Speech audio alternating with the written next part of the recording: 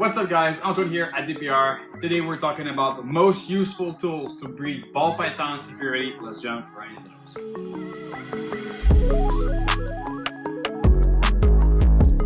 Alright, so basically you want to breed ball pythons, you'll need these useful tools to make your life so much easier. And we're going to dive right into it. Basically, if you want to feed anything, you'll need some tweezers. And if I can dive a little bit into the tweezers, in the longer ones for rats, there's two different kinds. There's the one without the little clips in the middle and those with the little clips. I highly suggest to get those with these little locking clips. They make your life so much easier than actually having to hold this all day if you have to feed 400 animals. Trust me, this will be so much easier. And you want to have various different sizes of them.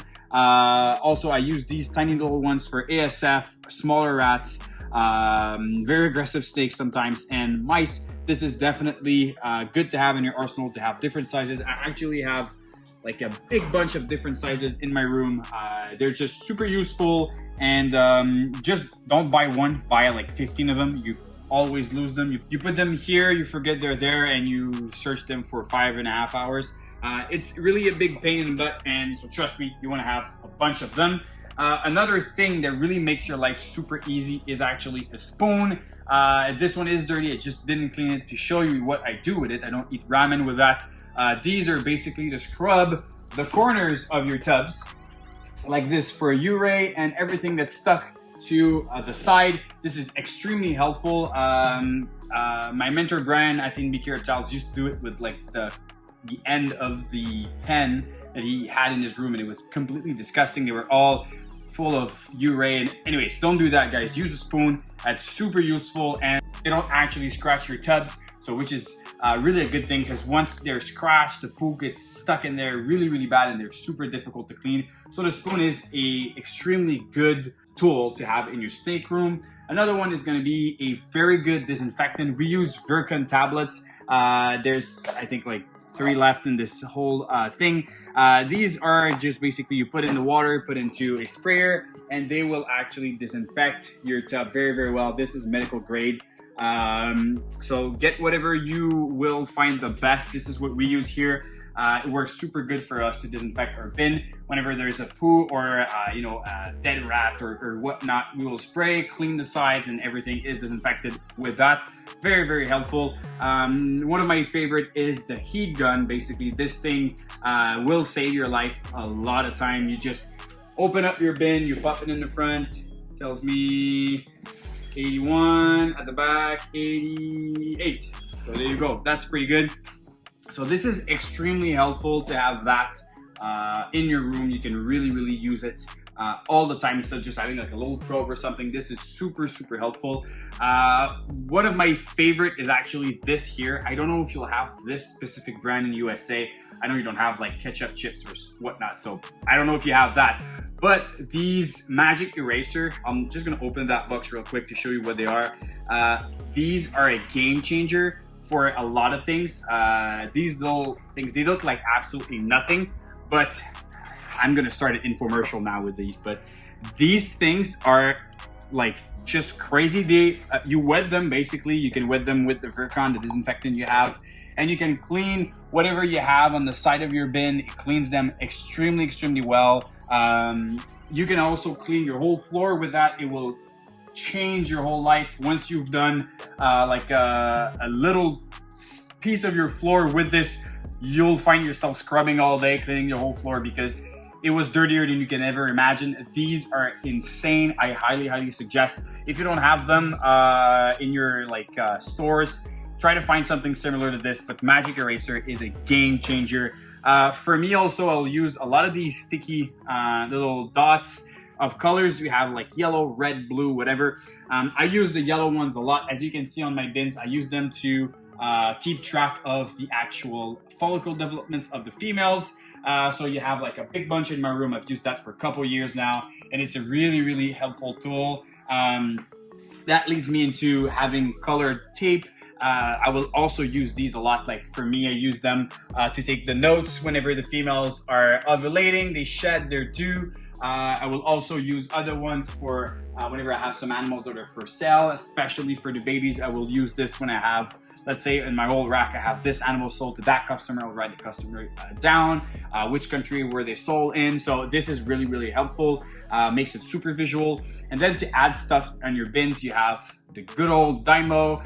This is super helpful. Well, all my labels are actually made by the Dimo. If you look here, all of these are with Dimos. They're super, super helpful. If you go doing like reptile exposition, reptile shows, you can put that directly on the cups or the display that you have. Super helpful. And don't forget to buy 600 or 700 of those refills because you're going to use them like crazy. These are like bag of chips. You pass through them very, very quickly. The other thing is actually I'm going to finish with those. But a non-permanent and a permanent marker. The non-permanent marker is super helpful. Whenever you do anything in your room, you can add very simple notes. Let's say this female needs to eat more. I just go and I write this, and I know that this female needs to eat more in the next coming weeks. Let's say I can do pair soon, and this female, you know, whatever. So this is just super helpful. And then the permanent marker will be to use on the sticky things and the tape. So these two are super, super helpful, even for the snake bins in the incubator, super helpful. Other than that, I have these little colorful clips.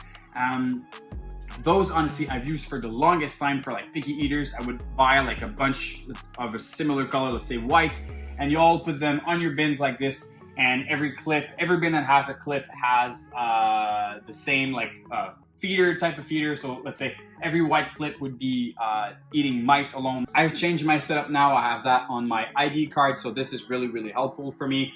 But those are definitely a good tool if you want to identify some different things in your collection. I mean, you don't have to do it exactly like I do. There's a million ways to do it. But these are really, really visual keys that are super helpful sometimes to add a few more information. All right, so for me, I'm a huge, I think I have like a crazy OCD, and Emily is filming right now, can definitely tell you that, guys.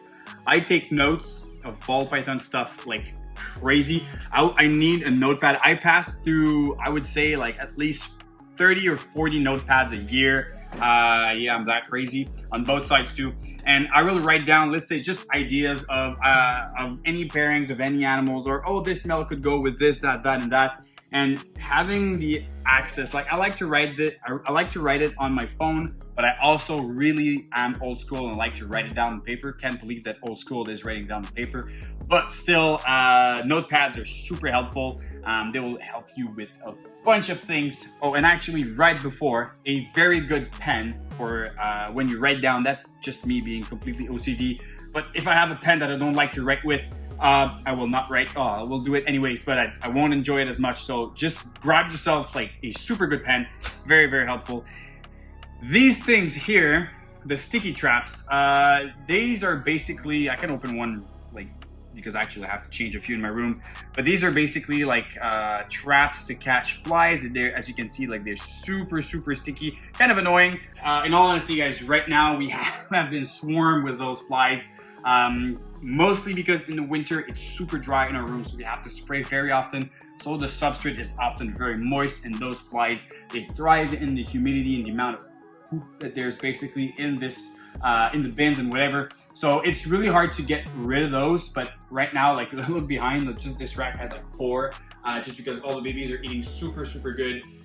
They're ugly, but they do work extremely well. So I highly suggest, if you have those problems, this. And this will lead me to my very last thing, and it is the actual cart that you will be working on all the time. This is basically a brand new cart that I just purchased. I actually have never seen any other breeders with this type of rack. Usually they're just a standard rack that you would have. But for me, since my space is fairly limited for storage area, I really like to have this and just like pop some things in, and you don't have to walk around your room all the time to go grab a new pair of gloves or a pen or whatever. Basically, all of this is always stored inside of this rack. So I have all these super useful tools available all the time.